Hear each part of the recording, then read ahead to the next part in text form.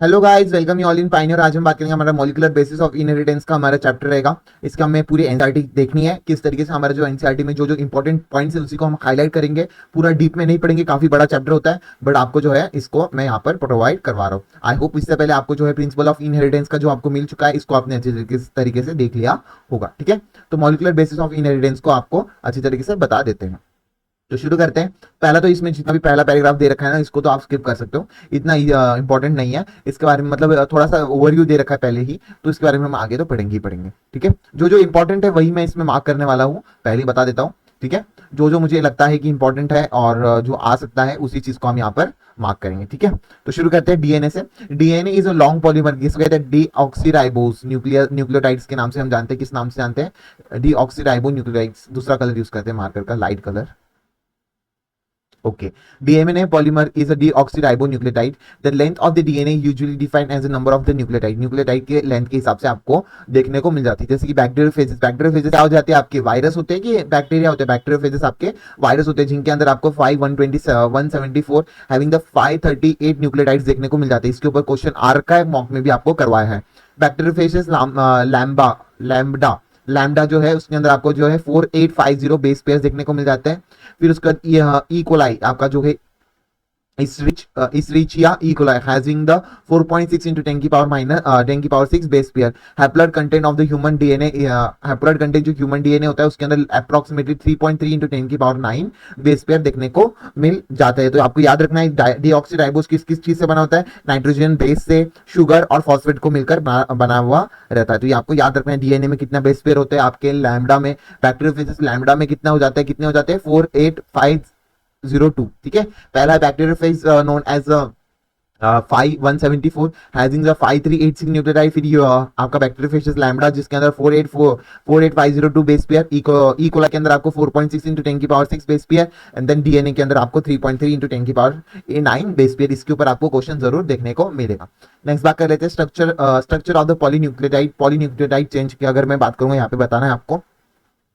जो आपकी polynucleotide change होती है, chemical structure of polynucleotide chain की अगर बात करेंगे यहाँ पर, तो यहाँ पे डीएनए और आरएनए के अंदर देखने को मिलेगा। न्यूक्लियोटाइड हैविंग द 3 कंपोनेंट, जैसे आप भी बता दिया मैंने, नाइट्रोजनस बेस, पेंटोज शुगर जिसके अंदर आपको या तो राइबो शुगर होगी या फिर डीऑक्सीराइबो शुगर होगी, और या फिर फॉस्फेट ग्रुप जो आपको देखने को मिल जाएगा। ठीक है, and 2 type of nitrogenous base कैसे हो जाते हैं? आपकी प्यूरिन्स हो जाती है और पिरामिडिन्स हो जाती है। प्यूरिन्स के अंदर आपको कौन कौन से नाइट्रोजनस बेस देखने को मिल जाते हैं? प्यूरिन्स के अंदर आपको देखने को मिलता है एडेनिन एंड ग्वानिन। क्या देखने को मिलता है? Adenine and guanine. और आपका पिरामिडिन्स के अंदर आपको देखने को मिलता है साइटोसिन, यूरासिल एंड थाइमिन। क्या देखने को मिल जाता है? प्यूरिन के अंदर आपका एडेनिन एंड ग्वानिन, पिरामिड्स के अंदर आपको क्या देखने को मिल जाता है? Cytosine, uracil and thymine. ठीक है, दोनों के अंदर आपका जो है प्रेजेंट हो जाता है साइटोसिन, जो कि आपको देखने को मिलता है। Cytosine is common in both DNA and RNA, and the thymine is present base in a linkage of the O dash of the C dash of the pentose sugar to the N glycosides linkage of the nucleotides such adenosine and deoxyribose guanosine guanosine cytidine, आपका डीऑक्सीसाइटोसिन, यूराडिन और डीऑक्सीथाइमिडीन। इस तरीके से आपके नाम आ जाते हैं। कभी कभी आपके पेंटोस शुगर के अंदर आपका किस तरीके का फॉस्फेट ग्रुप ऐड हो रहा है उसके हिसाब से आपके नाम दे रखे, इतना इंपॉर्टेंट नहीं है।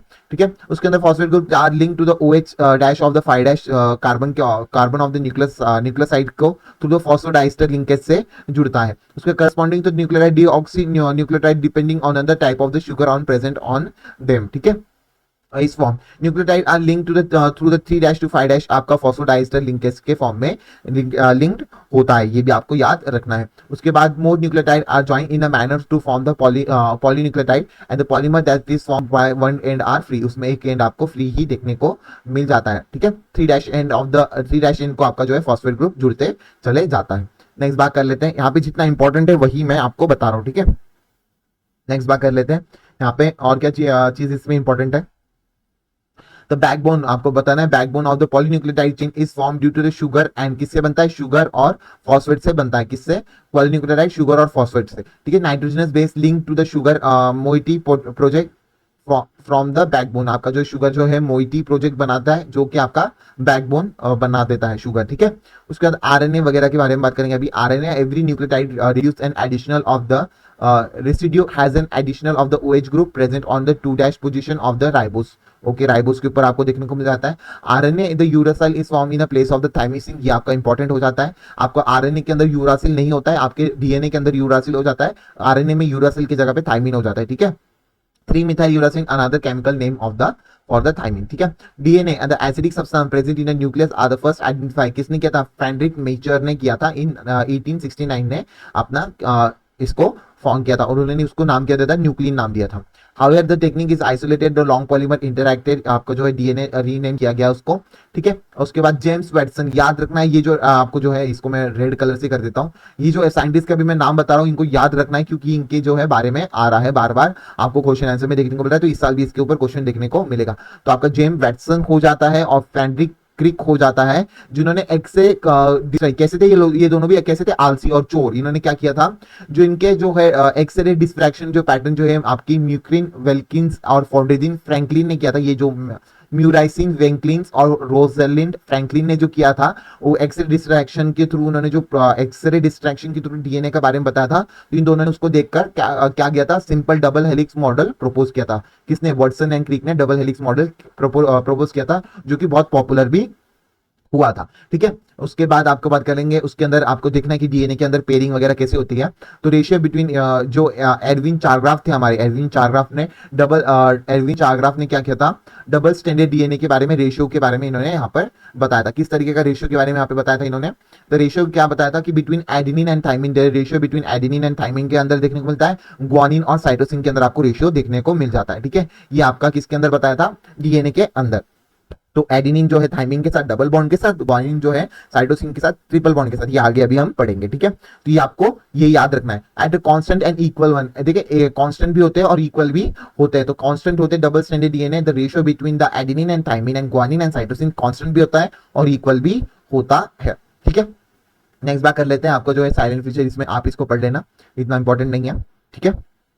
अभी देखते हैं साइलेंट फीचर बहुत ही ज्यादा इंपॉर्टेंट हो जाते हैं, स्टार मार्क कर लीजिए, बहुत ही ज्यादा यहाँ पर इंपॉर्टेंट हो जाते हैं आपके साइलेंट फीचर, जितना इंपॉर्टेंट कर सकते हो उतना इंपॉर्टेंट है, हर एक आपको साइलेंट फीचर याद रखना है, ठीक है। मेडअप ऑफ आपका जो है डीएनए का जो है 2 पॉलीन्यूक्लियोटाइड से बना हुआ रहता है। किस तरीके से? 2 पॉलीन्यूक्लियोटाइड चेन से बना हुआ रहता है। वे बैकबोन ही कंस्टिट्यूट, आपका जो है शुगर फॉस्फेट बैकबोन इनके अंदर देखने को मिल जाता है, प्रोजेक्ट इनसाइड, ठीक है। हैज बीन प्रोजेक्टेड इनसाइड, ये इनसाइड याद रखना, कभी कभी आउटसाइड लिख देता है, ठीक है। उसके बाद two chain of the anti parallel polarity इसके अंदर देखने को मिल जाती है, मतलब चेन की पोलैरिटी 5' to 3' और अनदर हैज 3' to 5' आपको देखने को मिल जाती है। उसके अंदर 2 स्ट्रैंड आपको देखने को, hydrogen bond in the pair, जैसे कि आपका आइडेनिन जो है थाइमिन के साथ कैसे डबल हाइड्रोजन बॉन्ड के थ्रू कनेक्टेड होता है, और अपोजिट वाइस वर्सा जो कि आपका ग्वानिन है is bonded with the cytosine with the 3 hydrogen bond, ठीक है। तो इसमें ऐसा क्या हो जाता है? कॉमन प्रोपोर्शन बनाने के लिए पिरामिड आपको always purine become comes opposite to the pyramid, this generate approximately uniform distance between the 2 standard के बीच में यूनिफॉर्म डिस्टेंस बनाने के लिए किया था।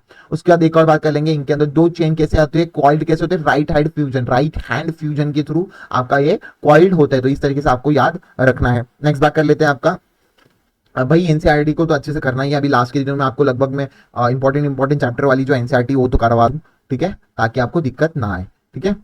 ओके, इस तरीके के आपकी जो है साइलेंट फीचर आपको बता दिया है। आपको हेलिक्स एज अप्रोक्सीमेटली 0.3 नैनोमीटर के अंदर देखने को मिल जाता है, डिस्टेंस बिटवीन 2 हेलिक्स, ठीक है। और आपका जो hydrogen conifer stability of the hydrogen bond जो कॉन्फर करता है stability of the helical structure, ठीक है, इस तरीके से आपका कॉनिफर करता है, ठीक है। नेक्स्ट बात कर लेते हैं आपका the position of the double helix structure of the DNA and simplicity explaining genetic implantation become revolutionary very soon। जो फ्रेडरिक क्रिक थे propose the central dogma, Frederick Crick ने आपका सेंट्रल डोगमा को प्रपोज किया था, ठीक है। फ्रेडरिक क्रिक, आपको इनके जो साइंटिस्ट हमने पहले भी पढ़ रखे, जैसे कि वाटसन और क्रिक के बारे में हमने पढ़ लिया। उसके बाद आपका म्यूरिन विल्किन और रोजलाइन फ्रैंकलिन के बारे में पढ़ लिया। उसके बाद फ्रेडरिक मिशेल के बारे में पढ़ लिया, जिन्होंने डीएनए को प्रपोज किया था, आइडेंटिफाई किया था। तो इनके जो दे रखे ना साइंटिस्ट के बारे में, इनको याद रखना है आपको। उसका फ्रेडरिक क्रिक ने जो प्रपोज किया था सेंट्रल डोगमा इन मॉलिक्यूलर बायोलॉजी, इन्होंने ट्रांसफॉर्मेशन फॉलो किया था, जैसे कि डीएनए से आरएनए, आरएनए से आपका प्रोटीन, तो इस तरीके से आपका ये सेंट्रल डोगमा आ जाता है। सेंट्रल डोगमा में आपको याद रखना है, पूरा ही मैं इसको पेंट कर देता हूँ, बहुत ही इंपॉर्टेंट है, ठीक है। इसको पूरा ऐसे इस तरीके से हाईलाइट कर दिया ताकि आपको समझ में आ जाए, इसको भी आपको पढ़ना है। डीएनए खुद का ही रिप्लिकेशन करवाता है, फिर ट्रांसक्रिप्शन जो आरएनए में चले जाता है, फिर आरएनए से आपका ट्रांसलेशन के थ्रू आपका प्रोटीन बनता है, ठीक है। इस तरीके से आपको याद रखना है, ठीक है। नेक्स्ट देखते हैं, नेक्स्ट देखते हैं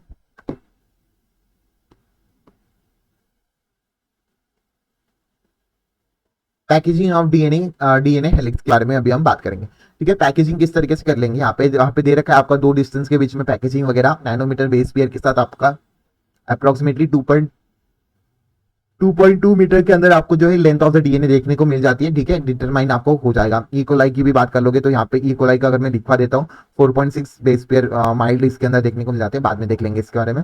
इन prokaryotes such as E coli though they do not have the identical have the nucleus, उनके अंदर डिफाइन न्यूक्लियस नहीं होता है। तो इसके अंदर डीएनए कैसे होता है, not a scattered throughout the cell, scattered नहीं होता है डीएनए आपका, स्कैटर्ड नहीं होता है। प्रोकैरियोट्स की यहाँ पे बात कर रहे हैं, तो प्रोकैरियोट्स में क्या होता है, जो आपका जो डीएनए नेगेटिवली चार्ज होता है विद सम प्रोटीन, कैसे होता है, held together by the some protein having the positive charge, region term as a nucleotides, nucleotides के नाम से हम जानते हैं। डीएनए न्यूक्लियोलाइड्स और organize in a large loop held by the protein. ठीक है, डीएनए जो आपका organize as a large loop held by the protein, इस तरीके से आपको देखने को मिल जाता है। इन यूकैरियोट्स की अगर मैं बात करूंगा मच मोर कॉम्प्लेक्स देखने को मिल जाता है। In the set of the positively charge basic protein, जिनको हम हिस्टोन प्रोटीन के नाम से जानते हैं, कैसे होती है, पॉजिटिवली चार्ज होती है। ठीक है, अबंडेंट अमाइनो एसिड रेसिड्यूज के अंदर आपको देखने को मिलता है बेसिक अमाइनो एसिड लाइसिन्स, जिसकी बेसिक अमाइनो एसिड जो कि आपका लाइसिन और आर्जिनिन के अंदर, हिस्टोन जो कि आपका लाइसिन और आर्जिनिन के अंदर रिच होता है। ठीक है, उसका बेसिक अमाइनो रेसिड्यू जो कि कैरी करता है positive charge in the side chain. Histone are organized to form the unit 8 molecule is called histone octamers. ठीक है,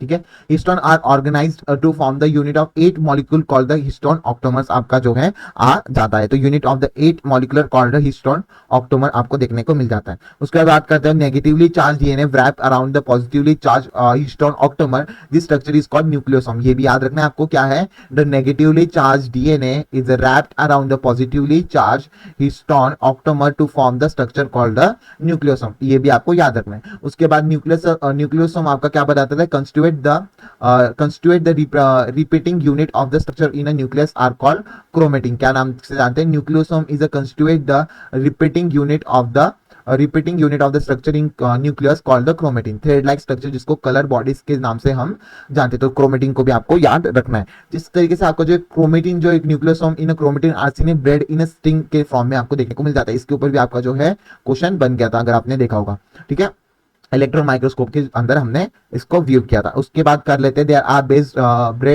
बीट्स ऑन द स्ट्रिंग्स की अगर मैं बात करूंगा, beats on the string packaging in the form of chromatin fibre and condense in a metaphase stage during the cell division of the chromosome. Packaging of the chromatin at the higher level अगर आपको चाहिए तो इसके अंदर additional set of the protein लगता है, जिसको हम कलेक्टिवली किस तरीके से जानते हैं, आपका नॉन हिस्टोन ऑक्टोमर प्रोटीन के नाम से हम जानते हैं। किस नाम से जानते हैं, नॉन हिस्टोन ऑक्टोमर प्रोटीन के नाम से हम जानते हैं।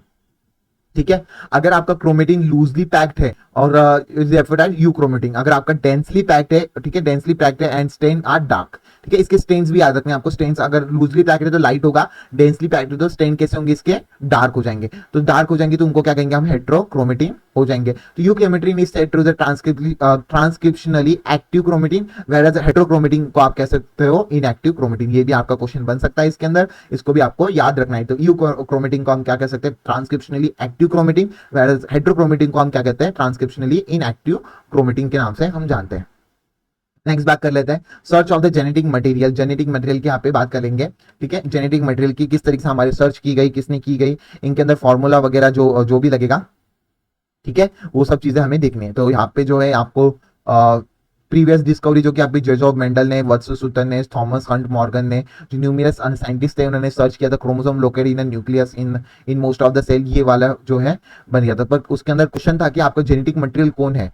ठीक है, इस चीज को जो करने वाला है उसका जेनेटिक मटेरियल कौन है, तो इसके ऊपर क्वेश्चनिंग आ रही थी, तब जाके आपका जो है ट्रांसफॉर्मिंग प्रिंसिपल निकलने शुरू हो गए। जिस तरीके से आपका जो है पहला किया था फ्रेडरिक ग्रिफ्थ ने किया था। इसमें एक ही चीज याद रही, फ्रेडरिक ग्रिफ्थ ने किया था, किसके अंदर किया था, स्ट्रेप्टोकोकस निमोनिया। कैसा था ये आपका, बैक्टीरिया था जो रिस्पॉन्सिबल फॉर निमोनिया आपका देखने को मिल जाता है। तो इन्होंने इसके अंदर आपका किया था। तो इसके अंदर एक और चीज आपको याद रखनी, अजर्शन रीजन भी इसके अंदर एक बन जाता है। देख लो अजर्शन क्या बनेगा यहाँ पे, streptococcus pneumoniae bacteria are grow in a culture plate in to some produce a shiny smooth shiny colony, जिसको एस के नाम से जानते हैं, while other produce a rough colony. ठीक है, while other produce the rough colony. क्यों, because दे रखा है। तो ये वाला 1 मिनट यहाँ पे कर देता हूँ, ये आपका अदर्शन हो गया और ये आपका बिकॉज वाला यहाँ पे रीजन हो गया। ठीक है, तो रीजन अदर्शन रीजन में आ सकता है। तो बिकॉज, क्योंकि because S strain bacteria have the mucus polysaccharide coat इसके अंदर प्रेजेंट होता है, पर आर के पास आपका कोई भी कोट नहीं प्रेजेंट होता है, इसलिए आपका इसके अंदर देखने को मिल जाता है। इसके ऊपर मैंने क्वेश्चन भी आपको देखा होगा, अगर आपने देखा होगा कहाँ पर मॉक पेपर अगर आपने अच्छे से सारे दिए होंगे उसके अंदर आपको देखने को मिल गया होगा।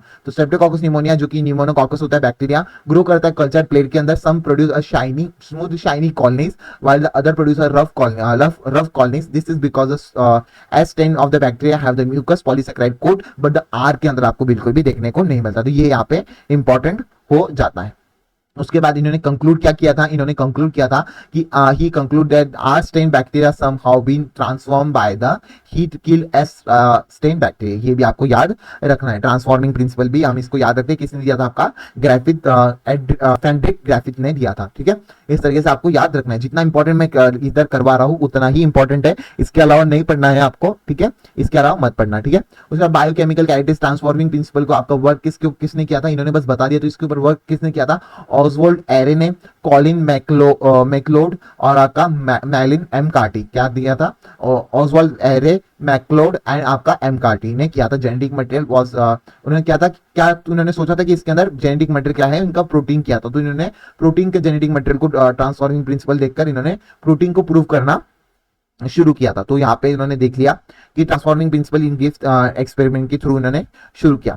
तो इसमें क्या किया इन्होंने, क्या किया, इन्होंने discover that the DNA is alone form the S bacteria cause the R bacteria to become the transfer. ठीक है, वो along with the S bacteria also cause करता है R बैक्टीरिया को ट्रांसफर करने में। तो इससे क्या प्रूव हुआ कि जो आपकी जो डिस्कवर किया, तो प्रोटीन डाइजेस्टिव एंजाइम इन्होंने डिस्कवर किया, उसका नाम था protease, and RNA digestive enzyme को भी इन्होंने किया आरएनएस। ठीक है, दे डू नॉट इन दोनों ने भी अफेक्ट नहीं किया ट्रांसफॉर्मेशन को। इससे आपको पता चला कि the transforming substance was not a protein और ना ही आपका आरएनए था।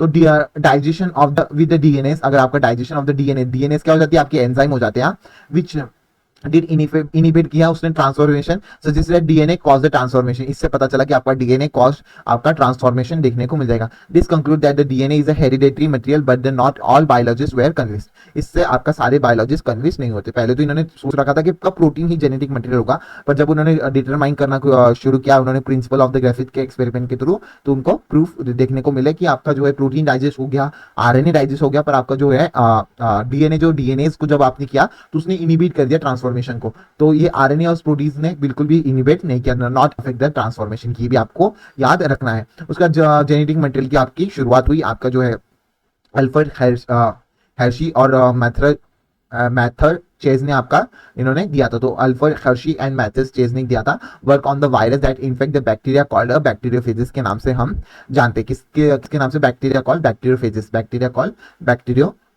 Bacteriophages attached on the bacteria and the genetic material enters to the bacteria cell. Bacteria cell are treated with the viral genetic material.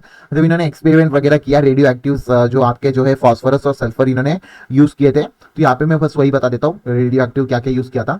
Presence of the radio active phosphorus content, इसके अंदर क्या देखने को मिलता है, radio active DNA, but no radio active protein because DNA content phosphorus, but phosphorus देखने को मिल जाएगा, तो बट प्रोटीन डज नॉट इनके अंदर देखने को मिल जाएगा। Similarly virus grow in a radio active of the sulphur containing radio active protein but do not radio active of DNA because the DNA can not be contain sulphur, आपको देखने को मिल जाएगा। तो ये आपको समझ में आ गया। फॉस्फोरस के अंदर आपको डीएनए होगा, उसके अंदर प्रोटीन नहीं होगा क्योंकि फॉस्फोरस के अंदर प्रोटीन कंटेन नहीं होता है। ठीक है, फिर उसके बाद आपका सल्फर के अंदर प्रोटीन रखा गया और आपका जो है डीएनए को नहीं दिया गया।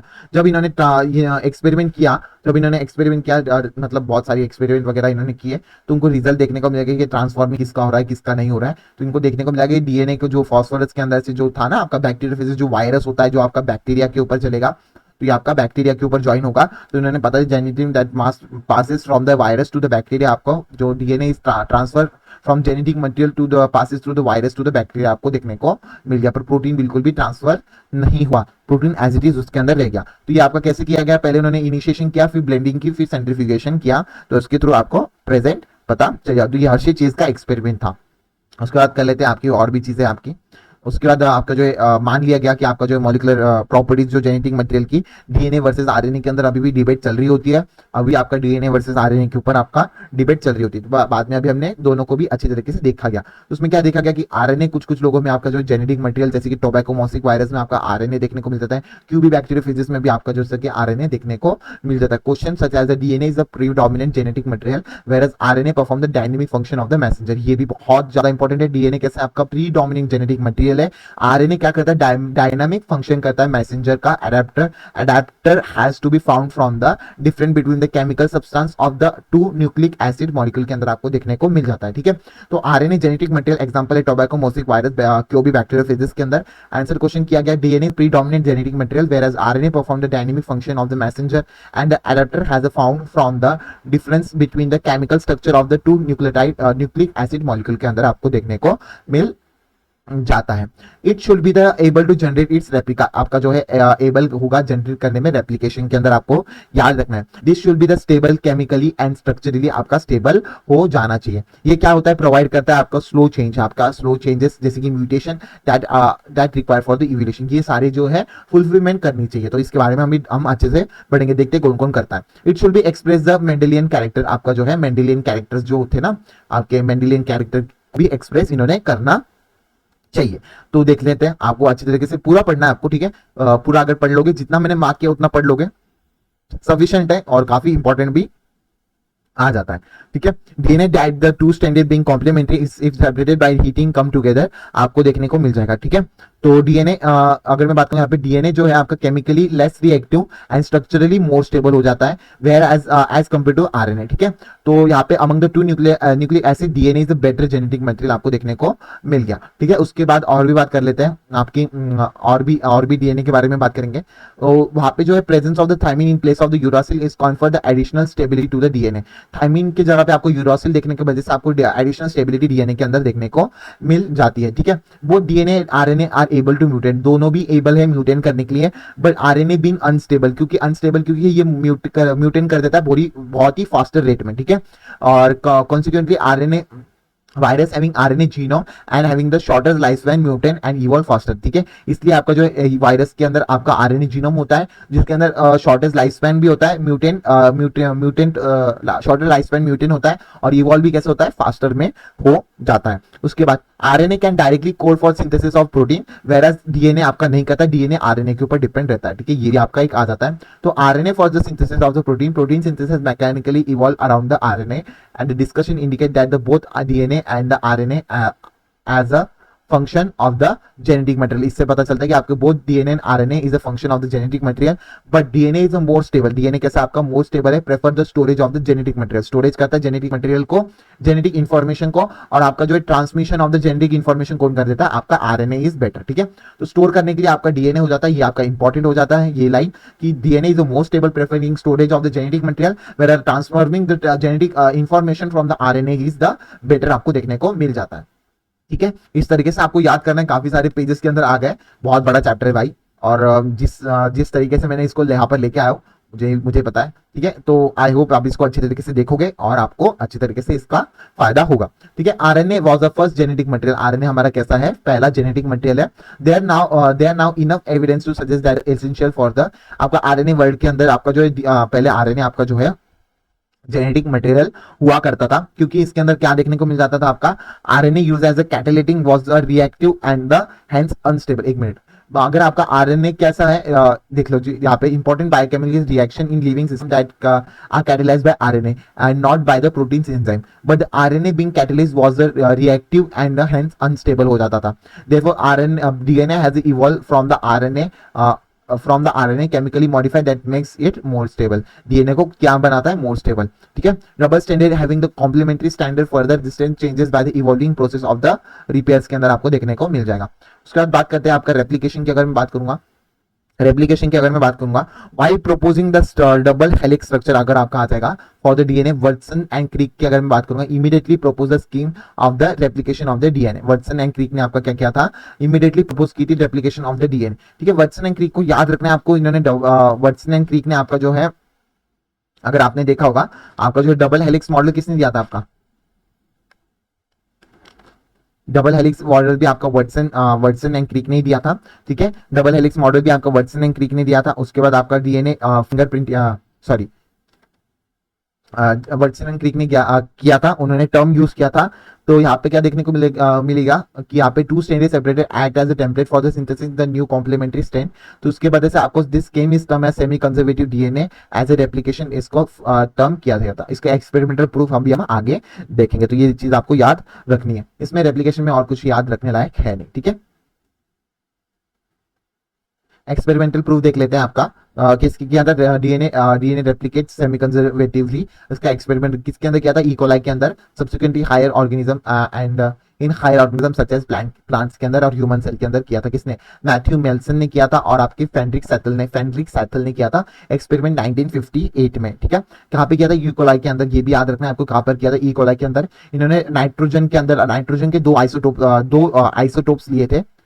ठीक है, नाइट्रोजन 14 और नाइट्रोजन 15। ठीक है, बट ये रेडियो एक्टिव नहीं थे, दे आर नाइट्रोजन 15 कैसा था आपका, not in radioactive isotope, और nitrogen it can be separated from the nitrogen 14 only based on the density के बेसिस के ऊपर ही आप सेपरेट कर सकते हो। इस तरीके से उन्होंने एक्सपेरिमेंट परफॉर्म किया था, इतना इंपॉर्टेंट नहीं है, बस आपको याद रखना है कि आपका जो है मैथ्यू मेल्सन और फेंड्रिक सैथल ने किया था, इकोलाई के अंदर किया था, और नाइट्रोजन 14 और नाइट्रोजन 15 आइसोटोप यूज किए थे, और नाइट्रोजन 15 आपका not an radio active isotope था, ये आपको याद रखना है। ठीक है, और किसके अंदर किया था, इकोलाई के अंदर, ये आपको इंपॉर्टेंट आ जाता है। नेक्स्ट पेज कर लेते हैं। इसके अंदर आपको जो है एक और सिमिलर एक्सपेरिमेंट जो कि radio active thymidine to the detect the distribution newly synthesis DNA and the chromosome was perform by the vicia faba beans के अंदर बाय द टाइलर ने किया था और उसके कलीग्स ने किया था। तो experiment prove that DNA in chromosome also replicate semi conservatively. ठीक है, क्रोमोसोम के अंदर भी डीएनए कैसा है, रेप्लिकेट करता है सेमी कंजर्वेटिवली। तो इससे आपका प्रूफ आ गया था। उसके बाद मैकेनिज्म, इसके अभी हम बात करेंगे मशीनरी एंड द एंजाइम की बात करेंगे। ये आपको याद रखना है यार, वीका फैबा के ऊपर क्वेश्चन पूछ लिया था, आपने देखा नहीं होगा तो उसको भी याद रखना है। उसके बाद बात कर लेते हैं आपका जो है number of the DNA polymerase DNA dependent main enzyme. आपको जो इकोलाई के अंदर replication require a set of the catalyst enzyme, जो कि कौन सा है, main enzyme referred at DNA dependence और डीएनए पॉलीमरेज, जो कि इसको लगता है। ठीक है, इकोलाई के अंदर only 4.6 × 10⁶ base pair in which human whose the diploid content, जैसे कि आपका डिप्लॉयड कंटेंट देखने को मिलता है 6.6 × 10⁹ base pair, complete the process of the replication with in the 18 minutes आपको देखने को मिल जाता है, which means average rates when hedging approximately आपका 200 बेस पेयर पर सेकेंड। इंपॉर्टेंट है आपका, कभी इसके ऊपर क्वेश्चन नहीं पूछ लिया कि आपको आ सकता है। इसका मतलब है 200 बेस पेयर के पर सेकेंड के फॉर्म में आपको फॉर्मेशन देखने को मिल जाता है। ठीक है, नेक्स्ट बात कर लेते हैं आपका एडिशनल जो है DNA dependent RNA polymers are required to complete the process of the replication with a high degree accuracy. आपका कैसा है, हाई डिग्री एक्यूरेसी के अंदर आ जाता है। देख लीजिए, आप पर दे रखा है आपका additional enzyme that required for the completing process of the replication with the high degree of accuracy के अंदर आपको देखने को मिल जाता है। उसके बाद बात कर लेते हैं, if the replication occur within a small opening of the DNA helix refer as a replicating fork. यहाँ पे स्मॉल ओपनिंग जो है डीएनए के अंदर दोनों भी स्ट्रैंड के अंदर रेप्लिकेशन होता है, वो याद रखना है आपको। ठीक है, उसके बाद और आरएनए के अंदर एक ही स्ट्रैंड के ऊपर रेप्लिकेशन ट्रांसलेशन होता है। ठीक है, तो helix refer to as replicating fork के नाम से हम जानते हैं। उसका DNA dependent DNA polymerase catalyze the polymerase only in one direction, जैसे कि आपका 5' से 3' डायरेक्शन में आपको देखने को मिल जाता है। फिर उसका some additional complication of the replicating fork continuously one standard, जैसे कि 3' से 5' द रेप्लिकेशन इज कंटिन्यूअस। आपको रेप्लिकेशन कैसा हो जाएगा, कंटिन्यूअस देखने को मिल जाएगा। और while on the other template with the polarity आपको देखेगा डिसकंटिन्यूअस, जैसे कि 5' से 3' कैसे देखने को मिलेगा, डिसकंटिन्यूअस देखने को मिलेगा। तो इन दोनों को जो डिसकंटिन्यूअस जो फ्रेगमेंट्स हो जाते हैं, इनको ज्वाइन करने के लिए कौन सा आता है, डीएनए लाइगेज। बहुत इंपॉर्टेंट है, डीएनए लाइगेज डीएनए फ्रेगमेंट्स को ज्वाइन करने में मदद करता है, इसको याद रखना ही रखना है आपको। ठीक है, इस तरीके से आपको याद रखना है। उसके बाद कर लेते हैं DNA polymerase on their own can not initiate the process of the replication.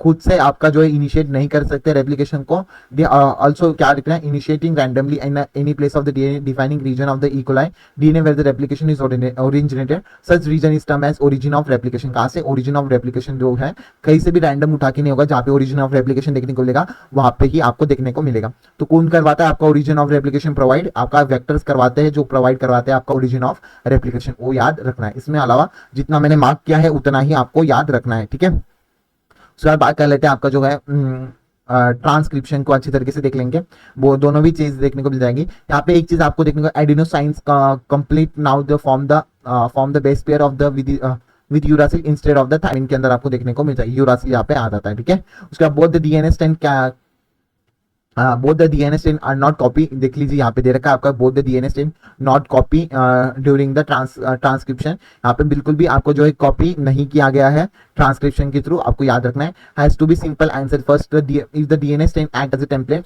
ठीक है, not copy during the transcription has to be simple answer first DNA both the strand of the act as a template they will be called for the RNA molecule या different sequence, जैसे कि आपको देखने को मिलेगा देखने को मिल जाएगा। जैसे कि आपको यहाँ पर देखो पहला वन सेगमेंट यहाँ पे बात की होगी, one segment of the DNA will be coding for the two different proteins, ठीक है, while will be the complicate the genetic information and transfer the machineries, ठीक है, transfer the machinery. Second one क्या करता है, RNA polymerase if they produce simultaneously would be complementary, कहाँ पे complementary देखने को मिल जाएगा आपका, टू ईच अदर देखने को मिल जाएगा। तो ये आपके जो भी कभी कभी आपका जो है डायरेक्ट स्टेटमेंट वाइज क्वेश्चन देखने को मिल जाता है, तो दो स्टैंडर्ड है, दोनों के आपका कॉपी नहीं होता है, कॉपी नहीं होता ड्यूरिंग द ट्रांसक्रिप्शन। पहला स्टैंड आपका दो different kind of protein provide करवा देता है जो कि साइमल्टेनियसली जो कि आपको इंफॉर्मेशन ट्रांसफर करने में मदद कर देता है। सेकंड में दो आपके आरएनए मॉलिक्यूल जो कि प्रोड्यूस हो जाते हैं, इनमें simultaneously will be complementary to each other देखने को मिल जाते हैं। उसके बाद RNA being transcript with the translate into the protein and the exercise of the transcription will be become futile one। कैसे हो जाता है आपका futile one देखने को मिल जाता है। कैसे देखने को मिल जाता है, पहले आप प्रोमोटर यूज करते हो, फिर स्ट्रक्चरल जीन यूज करते हो, फिर टर्मिनेटर यूज करते हो, ठीक है। तो यहाँ पे आपको जो है याद रखना है आपको कौन सा एंजाइम यूज कर देते हो। यहाँ पे डीएनए डिपेंडेंट आरएनए पॉलीमरेज आप यहाँ पे यूज कर देते हो कैटेलाइज करने के लिए। तो यहाँ पे जो है याद रखना है कि आल्सो रेफर टेम्पलेट स्टैंड, जो कि टेम्पलेट स्टैंड कोडिंग स्टैंड वगैरह आपको याद रखना है, ठीक है, कौन से डायरेक्शन में वो भी आपको याद रखना है। तो वो मैं बता देता हूँ यहाँ पर।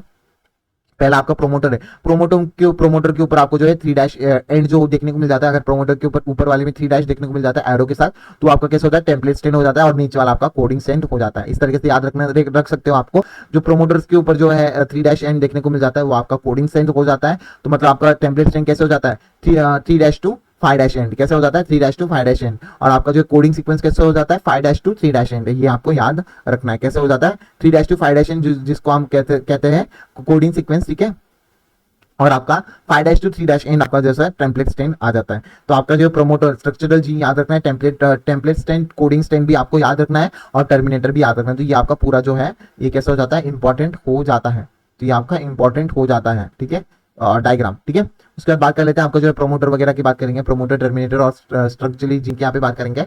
दे इज अ ट्रांसक्रिप्शनल यूनिट हो जाते हैं आपके promoter and transmitting flanks of the structural gene is आपका ट्रांसक्रिप्टिंग यूनिट हो जाता है। The terminator is located towards the, जो आपका टर्मिनेटर है लोकेटेड टुवर्ड्स द 3 एंड, आपको जो है डाउनस्ट्रीम के अंदर देखने को मिल जाएगा coding stand. It usually defines at the end of the process of the transcription. कैसे देखने को मिल जाएगा, the terminator is located towards the 3 and, downstream के अंदर आपको देखने को मिल जाएगा of the coding stand, and usually define the end of the process of the transcription आपको देखने को मिल जाएगा, ठीक है। ये आपको याद रखना है। Further upstream and the downstream of the promoter देखने प्रॉपर्टीज वगैरह तो आपको याद ही आ जाएगी। 3 and downstream of the coding sequence usually define the end of the process of the transcription, ठीक है। ये भी आपका आ जाएगा, जितना हाईलाइट करो वही इंपॉर्टेंट है गाइस, ठीक है। आई होप आप इसको देखोगे। Define the term gene as a term DNA sequence is coding for the tRNA and rRNA molecule that could define as a gene. DNA आपका सीक्वेंस कोडिंग कर देता है किसके लिए, tRNA and the rRNA molecule also define the gene, जो कि defining citron as a segment of the DNA coding for the polypeptide and structural gene of the transcription unit could be said as a monocistronic, ठीक है। तो आपका however defining citron as a segment of the DNA coding for the polypeptide and the structural gene is a transcriptional unit could be said as a monocistronic, जैसे कि आपको eukaryotes के अंदर देखने को मिल जाता है। मतलब मोनोसिस्टोनिक मतलब एक ही तरीके का ट्रांसक्रिप्शन यूनिट देखने को मिलेगा। पॉलीसिस्टोनिक में डिफरेंट तरीके के ट्रांसक्रिप्शन यूनिट आपको देखने को मिल जाएंगे, जैसे कि आपको कहाँ पे देखने को मिल जाता है, बैक्टीरियाज एंड प्रोकैरियोट्स के अंदर आपको जो है पॉलीसिस्टोनिक देखने को मिल जाएंगे। इसके अंदर क्या हो जाता है, हम यूकैरियोट की मोनोसिस्टोनिक देख लेंगे। इनकम्प्लीट कोडिंग सीक्वेंस जो कि स्प्लिट जीन आपको देखने को मिल जाता है। Coding sequence express the sequence of the defining exons. Exons side to be the this sequence appear in matures के अंदर आपको एक्सॉन प्रोसेस एमआरएनए के अंदर आपको देखने को मिल जाता है। पर exon interpreted by the introns. Introns आपका जो है relatively sequence do not appear in a mature, और आपका प्रोसेस आरएनए में आपको इंट्रॉन देखने को नहीं मिल जाता है। तो split gene arrangement further complicate by the defining gene in terms of the DNA segment, ठीक है। Inheritance of the character is also affected by the promoter and regulatory sequence by the structural gene. तो inheritance character also affect कर देता है promoters को, and regulatory sequence of the structural gene आपको देखने को मिल जाता है। Even through the sequence do not code for any RNA और प्रोटीन के अंदर आपको देखने को मिल जाता है। Sometimes regulatory sequence are loosely defined as a regulatory gene even through the sequence do not आपका जो है कोड फॉर एनी आरएनए और प्रोटीन आपको देखने को मिल जाता है, ठीक है। अभी देख लेते हैं, आपकी प्रोसेस देख लेंगे। थ्री मेजर आपको RNA, mRNA, tRNA, tRNA transfer RNA, rRNA को राइबोसोम आरएनए कहते हैं, एमआरएनए को मैसेंजर आरएनए, टीआरएनए को ट्रांसफर आरएनए हम कह देते हैं, ठीक है।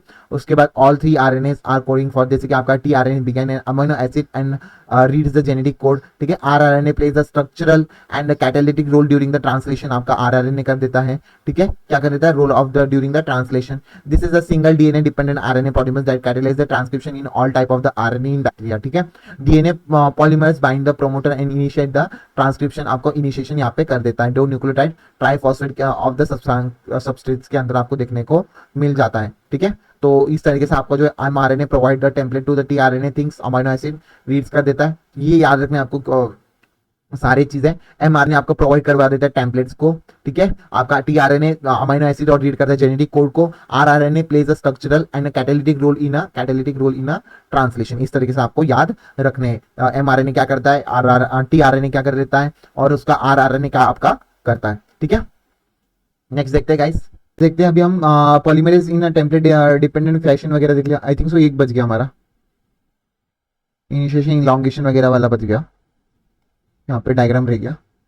हाँ, पहले इनिशिएशन होगा, फिर आपका इलॉन्गेशन होगा, फिर आपका टर्मिनेशन होगा। ये आपको याद रखना है। आरओ फैक्टर के अंदर आपका देख लीजिए, इस तरीके से सिग्मा फैक्टर आपका जाएगा, आरएनए पॉलीमरेज सिग्मा फैक्टर आपका अंदर जाएगा, फिर ये ट्रांसलेट करके ये इस तरीके से आपका जो है आरएनए अलग हो जाएगा, और ये आरएनए पॉलीमरेज और रो फैक्टर अलग हो जाएंगे। इस तरीके से आपका आरएनए बन रहा होगा डबल स्टैंडर्ड में, जो कि आपको बता देते। पहले इनिशिएशन, इलॉन्गेशन, फिर टर्मिनेशन देखने को, transcription process of the transcription in bacteria आपका आ गया। फिर उसके बाद बात कर लेते हैं आपका जो है कुछ इनिशिएटिंग वगैरह पॉलीमरेज के बारे में बात करेंगे। How the RNA able to catalyze all 3 steps. RNA polymerase ही आपका कैसा सारे 3 स्टेप कैसे कर पाता है, ठीक है। तो इसमें देख लेते हैं पहला, which is elongation, termination and the initiation, elongation and termination capable of the catalyzed by the process of the elongation. The associated transiently that initiation factor which is sigma, इसके अंदर इनिशिएशन फैक्टर आपको sigma देखने को मिल जाता है, और termination factor आपको जो कि रो देखने को मिल जाता है। Initiation and terminating respectively associated with the factor also significantly in RNA polymerase rather the initiating और द टर्मिनेट, कुछ भी करे, ठीक है। बैक्टीरिया में अगर मैं बात करूंगा, mRNA do not require any processing to become active. यहाँ पे कोई भी एमआरएनए को कोई भी प्रोसेसिंग नहीं लगती एक्टिव बनने के लिए।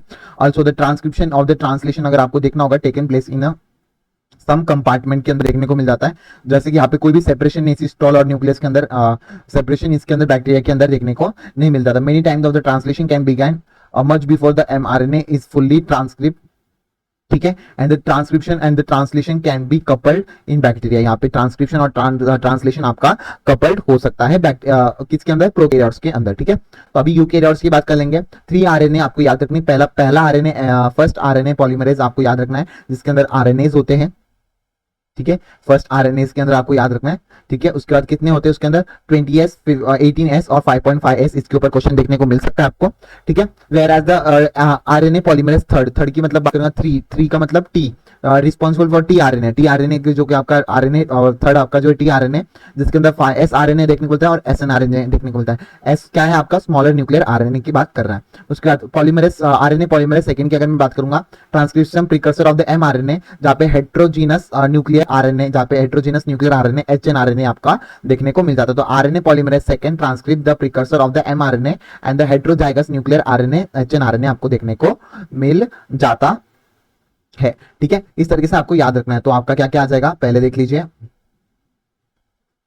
तो आरएनए पॉलीमरेज फर्स्ट जो कि ट्रांसफर कर रहा है आरआरएनए को, फिर उसके बाद आरआरएनए को 20s और 18s और 5.s आरएनए, वैसे पॉलीमरेज थर्ड आपका जो है टीआरएनए, 5s आरएनए और एसएन आरएनए के अंदर आपको देखने को मिल गया। फिर आरएनए पॉलीमरेज सेकंड जो कि ट्रांसफर कर रहा है precursor of mRNA, the heterozygous nuclear RNA HN RNA के अंदर आपको देखने को मिल जाता है।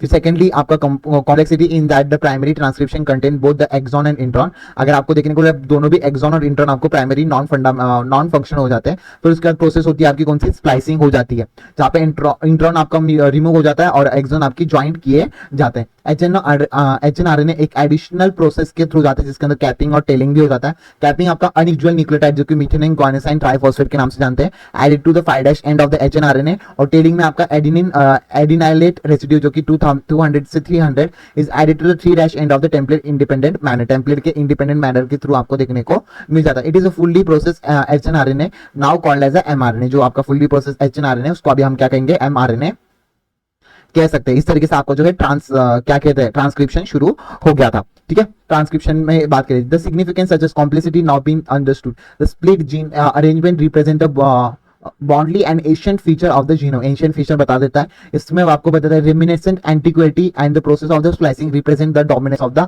आरएनए वर्ल्ड का डोमिनेंस भी बता देता है। इसके ऊपर भी आपको क्वेश्चन आ सकता है। तो क्या देता है, स्प्लिटिंग जीन अरेंजमेंट आपको देखने को मिल गया, represent the probably an ancient feature of the genome, presence of the intron is a reminiscent antiquity and the process of the splicing represent the dominance of the RNA world in a recent time. The understand the RNA and RNA dependent process is living system having the assume more important. ठीक है, उसके बाद genetic codon, इसको आप पढ़ लेना, इतना important नहीं है। इसमें जो इंपॉर्टेंट है वो मैं आपको बता देता हूं, जो आपके 2019 में आपका पीवाईक्यू देखने को मिला था। ठीक है, उसके ऊपर अभी हम बात करेंगे। इसके अंदर साइलेंट फीचर, इसके जो कोडॉन्स की याद रखना है आपको। साइलेंट फीचर पहला तो है silent feature codon as in 61 codon code for the amino acid and 3 codon do not code for any amino acid. ठीक है, कौन कौन से हो जाते हैं, 3 कोडॉन आपके स्टॉप कोडॉन हो जाते हैं, अगर आपको पता होगा तो आपका AGA, आपका AGAA यानी UAG आपका देखने को मिल जाएगा, और UGA ये आपके स्टॉप कोडॉन हो जाते हैं, वो कोई भी अमाइनो एसिड को कोड नहीं करते। उसके बाद ये आपका अमाइनो एसिड कैसा होता है, डीजनरेटिव नेचर। क्यों कि आपका जो है amino acid R code for more than 1 codon, आपका जो है एक से ज्यादा कोडॉन को कोड कर सकता है, तो उसको कहते हैं हम degenerative nature. Codon read the mRNA in continuous region, these are non punctuation, no punctuation इसके अंदर देखने को मिलता है, पंचुएशन देखने को मिल जाता है, कंटिन्यूअस फैशन के थ्रू इसको कोड किया जाता है। उसके बाद नियरली यूनिवर्सल, यूनिवर्सल क्यों है, जैसे कि अगर ह्यूमन के अंदर आपका यूए देखने को मिल रहा है और फिनाइलिन देखने को मिल रहा है। ठीक है, ठीक है, वैसे ही आपको माइटोकॉन्ड्रिया की बैक्टीरिया के अंदर भी आपको देखने को, बैक्टीरिया टू द ह्यूमन के अंदर आप कर सकते हो, in same of the protozoans के अंदर देखने को मिला है। कुछ exception rule is found in mitochondria codon and the some of the protozoans के अंदर आपको एक्सेप्शन देखने को मिला है, तो बाकी ह्यूमन और बैक्टीरिया में आपका सेम चल जाता है, इसलिए इसको यूनिवर्सल कहते हैं। UAA is a dual function, आपका UAA आपका कैसा है, ड्यूअल फंक्शन कर देता है। ड्यूअल फंक्शन किस तरीके से कर देता है, आपका ड्यूअल फंक्शन इस तरीके से कर देता है, इसके अंदर आपको मीथ्योनिन जो कि आपका and it also initiator of the codon. इसमें एक पॉइंट आई थिंक सो इन्होंने हटा दिया है, इसमें unambiguous and the species specific, जिसके अंदर आपका बताया गया था कि 1 codon code for only 1 amino acid, जो कि आपका एक और इसके अंदर सिग्निफिकेंट प्रॉपर्टी आ जाती है, अनएम्बिगियस और कैसे होते हैं, स्पेसिफिक हो जाते हैं। ठीक है, ये भी आपको याद रखना था, इसमें नहीं दे रखा तो आप इसको रख लेना याद, क्योंकि आपका इंपॉर्टेंट है और क्वेश्चन में भी पूछा जा रहा है। म्यूटेशन के बारे में मैंने बता दिया था कि आपका जो है beta globin sickle cell anaemia के बारे में बहुत अच्छी तरीके से पढ़ा दिया है, इसमें जरूरत नहीं है आपको पॉइंट और आपका जो है फ्रेमशीट म्यूटेशन को मैंने प्रिंसिपल ऑफ इनहेरिटेंस में अच्छी तरीके से बता दिया है, दो जगह पे इसके आ जाते हैं, तो आपको इतना इंपॉर्टेंट नहीं है, मतलब इंपॉर्टेंट है, तो जहाँ पे मैंने पढ़ा दिया उसको आप एक बार देख लेना। मैं इसमें मार्क कर देता हूँ, initiation 3 insert of the data of the some multiple codon to the one of the multiple amino acid, residue remain unaltered from the point onwards। ठीक है, वन और मल्टीपल कोडॉन वगैरह के बारे में यहाँ पे बात आ जाती है। उसके बाद बात करते हैं आपका जो है एडेप्टर मॉलिक्यूल की, अगर मैं बात करूँ यहाँ पे कुछ आरएनए की यहाँ पे बात करेंगे।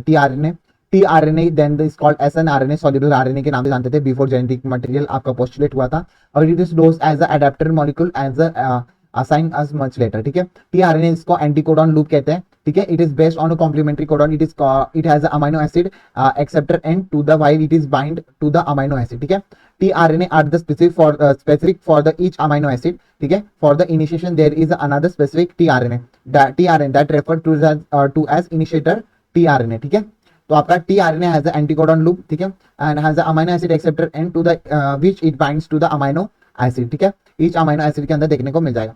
There is another specific tRNA that is referred to as the initiator tRNA।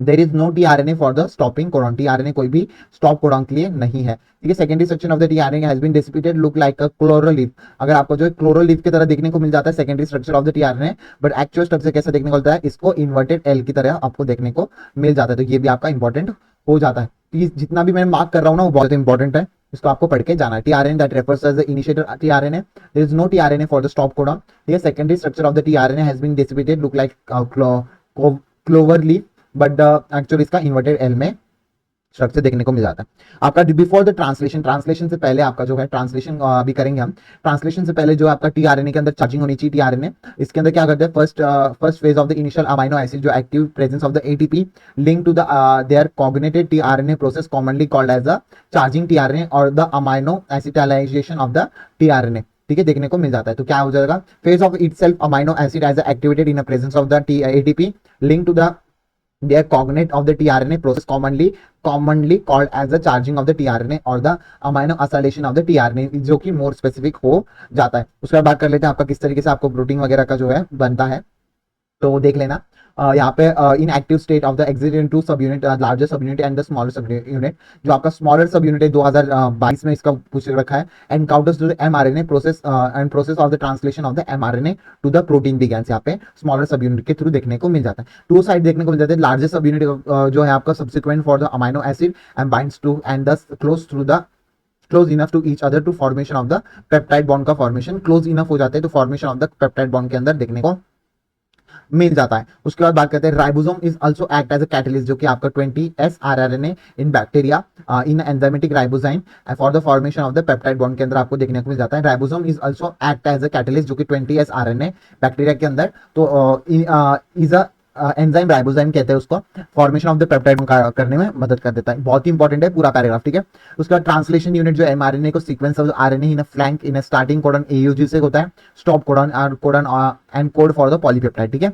MRNA has been some additional sequence that can not translate are refer to as untranslate region, जो कि आपका जो है एडिशनल सीक्वेंस देखने को मिल जाती है जो आपकी ट्रांसलेट नहीं हो पाती, उसको यूटीआर कहते हैं, अनट्रांसलेट रीजन, जो कि प्रेजेंट होती है आपकी both 5' and before starting codon और 3' एंड आफ्टर स्टॉपिंग कोडॉन। ये आपका इसके ऊपर भी क्वेश्चन आपको मॉक के ऊपर पूछा गया था, ठीक है। They are required for the efficient transcription process, आपका किसके लिए, आपका एफिशिएंट ट्रांसलेशन प्रोसेस के लिए ये रिक्वायर हो जाता है। उसके बाद बात कर लेते हैं for initiation the ribosomal binds the mRNA at the start codon, आपको देखने को मिलेगा initiation of the ribosomal bind the mRNA at the start codon AUG that recognise only the initiator RNA, recognise कर देता है इनिशिएटर टीआरएनए को recognise कर देता है, ठीक है। Ribosome proceed to the elongation phase of the protein synthesis. During this stage, complex of the compound of the amino acid linked to the tRNA subsequently binds to the appropriate codon of the mRNA by forming the complementary base pair with the tRNA anticodon. The ribosome moves in a codon to the codon along the mRNA. Amino acids are added to one by one,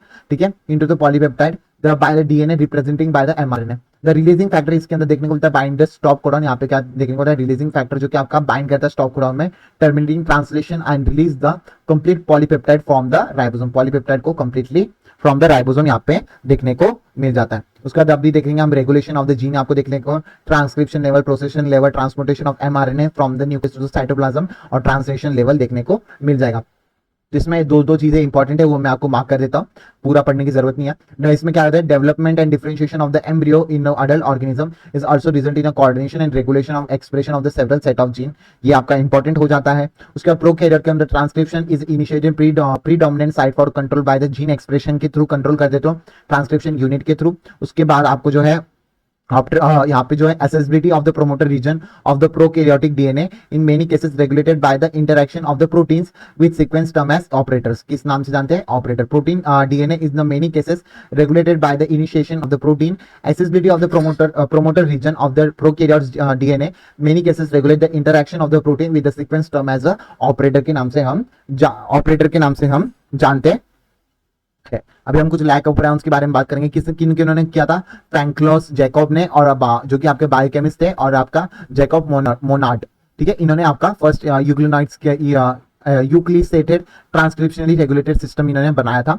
उसके अंदर lac operon को इन्होंने use किया था, lac operon refer to as lactose को कहते हैं, ये आपको याद रखना है। उसके बाद आपका जो है Polycystin regulated by the common promoter and regulated such arrangement of the very common in bacteria and referred to as operons, ठीक है। वो कुछ अरेंजमेंट जो आपको देखने को मिल रहा है बहुत कॉमन होती है बैक्टीरिया में, उसको ओपेरॉन्स के नाम से जानते हैं। फॉर एग्जांपल लैकोपेरॉन, ट्रापोपेरॉन, एराओपेरॉन, खीजोपेरॉन, वैपोपेरॉन वगैरह वगैरह जो है आपका आता है। लैकोपेरॉन के अंदर आपका वन रेगुलेटरी जीन प्रेजेंट होता है, दैट टर्म आई जीन के नाम से बना है, do not refer to inducer के नाम से नहीं रेफर होता है। आपकी रेगुलेटरी जीन होती है, ठीक है। उसके बाद 3 स्ट्रक्चरल जीन आपको देखने को मिल जाती है ZYA, जो अभी हम स्ट्रक्चर में देखेंगे, ठीक है। देख लेते हैं अभी हम। इसमें आपको याद रखना है कि आपका जो रिप्रेसर जो है आपका जो है mRNA को iRNA रिप्रेसर mRNA बढ़ना रहता है, और आपका रिप्रेसर आपका O के साथ ज्वाइन करके आपका एक बन रहा होता है। रिप्रेसर बाइंड कर रहता है ऑपरेटर को sigma and prevent the RNA polymerase from the transcribing from the operon, ठीक है। पर आपका क्या हो जाता है, अगर आपका इंड्यूसर अगर लगा दे तो ये आपका इंड्यूसर लगने की वजह से आपका जो है इनएक्टिव रिप्रेसर हो जाता है। तो आपका जो है रिप्रेसर mRNA इस सर ओ को डीएक्टिवेट नहीं कर देता। इससे क्या हो जाता है, आपका RRNA बीटा गैलेक्टोसाइडेज बना देता है, Y आपका जो है परमेज बना देता है, और A आपका ट्रांसएसिटाइलाइज बना देता है इन प्रेजेंस ऑफ द इंडक्टर। ऊपर क्या था, एब्सेंस ऑफ द इंडक्टर की प्रोसेस थी, ठीक है। तो इस तरीके से आपको याद रखना है। तो उसके अंदर क्या हो जाता है कि present in all cell all the time, otherwise the lactose can not either of the cell, lactose can be induce the operon by the following manner. देख लेते हैं किस तरीके से, आपको अभी ऊपर भी बता दिया। The repressor protein binds to the operator region of the operon and prevent the RNA polymerase transcribing the operons, ठीक है। प्रिवेंट कर देता आरएनए पॉलीमरेज को फ्रॉम ट्रांसक्राइबिंग द ओपेरॉन, ठीक है। In the presence of the inducer such as lactose and allolactose आपको देखने को मिल जाएगा, इतना कुछ इंपॉर्टेंट है नहीं। लास्ट वाला एक बात कर लेते हैं, regulation of the lac operon refer to as a negative regulation. क्या कहते हैं हम इसको, नेगेटिव रेगुलेशन के नाम से अभी हम जानते हैं। अभी देखेंगे हमारा, अभी हम यहाँ पे पूरा आपका खत्म हो जाता है। इसके बाद आपका ह्यूमन जीनोम प्रोजेक्ट आ जाता है, जो कि बहुत इंपॉर्टेंट है, कब कब लॉन्च वगैरह हुआ था, जिसके अंदर जो इंपॉर्टेंट बता रहा हूँ वो आप वही टिक करना है, पूरा पढ़ते मत बैठिए, अभी लास्ट टाइम है। तो इसके अंदर अप्रोक्सीमेटली कितने लगे थे, $9 बिलियन US आपके लगे थे, ये आपको याद रखना है। उसके बाद आपका उसके बाद आपको एक बार इसका रीड कर लेना, इतना इंपॉर्टेंट नहीं है, ठीक है। उसके मेथोडोलॉजीज को देख लेंगे हम इसमें। इसके अंदर मेथड इन्वॉल्व्स 2 मेजर अप्रोच, जो कि पहला अप्रोच जो कि focus in identification all gene that express as a RNA, जिसको रेफर किया था एक्सप्रेस सीक्वेंस टैग के फॉर्म में, जानते हो आप उसको, ठीक है। उसके बाद आपका अनदर लुक जो कि आपका coding, all coding and non coding sequence देखने को later assign the different region sequence of the term refer to as sequence annotation, ठीक है। इस तरीके से 2 सीक्वेंस आपको देखने को मिल जाएंगे। मेथडो कॉमनली जो होस्ट इन्होंने किया था BAC बैक्टीरियल आर्टिफिशियल क्रोमोसोम, और आपका ईस्ट आर्टिफिशियल क्रोमोसोम, जो कि आपका मॉक पेपर में भी आ रखा है, इसके ऊपर क्वेश्चन, ठीक है, ये याद रखना है। उसके बाद एक और चीज है यहाँ पे थोड़ी सी छोटी सी, अगर आपने नहीं देखा होगा, तो सीक्वेंस ऑफ द क्रोमोसोम जो आपका पहला होता है completed on the May of 2006, इसकी डेट कभी कभी आपको पूछ लेता है, जो आपको मॉक पेपर में पूछ लिया था। The sequence of the chromosome 1 has been completed only in May of the 2006 के अंदर आपका कंप्लीटेड हुआ था। उसके बाद आपका बात कर लेते हैं आपका जो है साइलेंट फीचर। अभी हम देख लेते हैं ह्यूमन जीनोम प्रोजेक्ट में आपका साइलेंट फीचर आ जाता है। एवरेज जो है जीन कंसिस्टिंग 3000 बेस पेयर आपको याद रखना है, ठीक है।